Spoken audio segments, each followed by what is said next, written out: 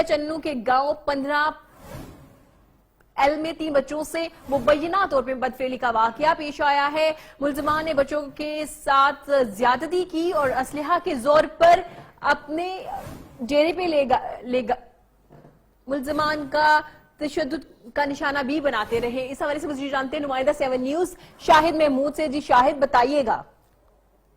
ये अफसोसनाक वाक़या मियां चन्नू के नवाही गांव 45-15 एल में पेश आया, जहां पर मुलजमान ने मोहल्ला शमसपुरा के रहायशी 3 बच्चों जिनमें 14 साल उस्मान, 13 साल साहल और 12 साल रमजान को वरगला कर अपने डेरा पर ले जाकर शराब पीकर असलह के जोर पर बदफेली का निशाना बनाया और बच्चों को जान से मारने की धमकियां देते रहे।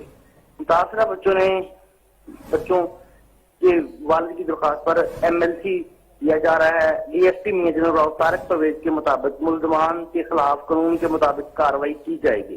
जी बहुत शुक्रिया अपडेट करने के लिए। मियां चन्नू से आपको अपडेट कर रहे थे। गांव 45-15 एल में 3 बच्चों से मुबैना तौर पर बदफेली का वाकया पेश आया था। मुलजमान ने बच्चों के साथ असलहा के दौर पर बदफेली की थी।